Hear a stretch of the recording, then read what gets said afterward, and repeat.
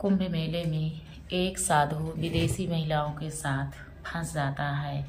फिर वो विदेशी महिलाएं वो साधु के साथ क्या करती हैं, सुनोगे तो पैरों तले जमीन खिसक जाएगी। भारत से और अदर देश की महिलाएं अलग होती हैं, उनका पहनावा और रहन सहन सब अलग होता है। आज की जो कहानी है इससे आप लोगों को बहुत कुछ सीखने को मिलेगा। वीडियो में बने रहिएगा, कहानी को लास्ट तक सुनिएगा।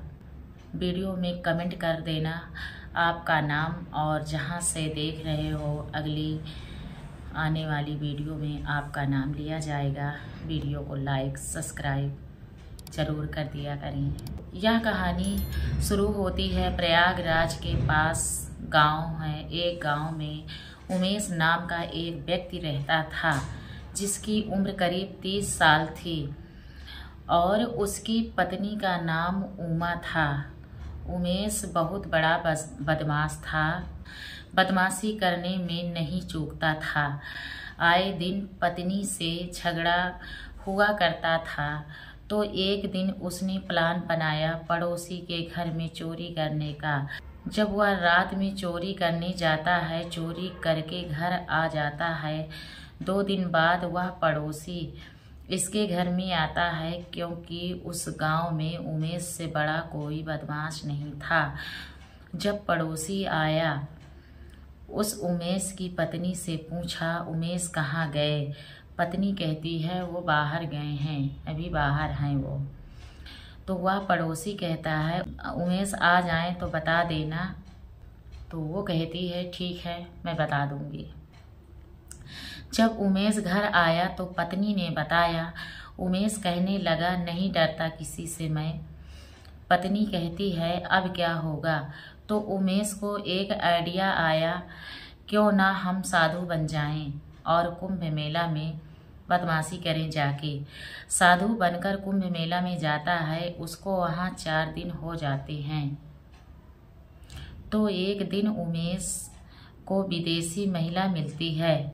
कुंभ मेला में वह विदेशी महिलाएं कहती हैं कोई रुकने की जगह बता दो। उमेश कहता है ठीक है, आप हमारे साथ चलिए, आपको यहाँ कमरा दिलवा देंगे हम। उमेश से विदेशी महिलाएं कहती हैं आपने कमरा तो दिलवा दिया है, अगर कोई परेशानी होगी तब। वह उमेश कहता है कि आप परेशान नहीं होना, आप मेरा नंबर ले लीजिए, जब ज़रूरत पड़े फ़ोन कर लेना। वह विदेशी महिलाएं कहती हैं ठीक है। उमेश नंबर देकर चला जाता है वहाँ से। 2 दिन हो जाते हैं। फिर उमेश के पास रात 11 बजे फ़ोन आता है। पहले तो उमेश मना कर देता है, कमरा पर आ जाओ, तो उमेश मना कर देता है। लेकिन वह विदेशी महिलाएं कह रही थीं मैं परेशानी में हूँ, आना पड़ेगा। तो उमेश कमरे पर पहुंचकर देखता है तो विदेशी महिलाएं बैठी विदेशी शराब पी रही थी, बोतलें टेबल पर रखी थीं। उमेश यह देखकर हैरान था और फिर वह विदेशी महिलाएं कहती हैं उमेश आज रात आपको इसी कमरे में रुकना है। तो उमेश मना कर रहा था, मैं नहीं रुक सकता, हमारा तंबू खुद का लगा है। लेकिन वह विदेशी महिलाएं मान नहीं रही थी। उमेश को मजबूर होकर रुकना पड़ा। फिर विदेशी महिलाएं उमेश के साथ रात में संबंध बनाती हैं। उमेश ने ऐसा नहीं सोचा था कि विदेशी महिलाएं ऐसा करेंगी।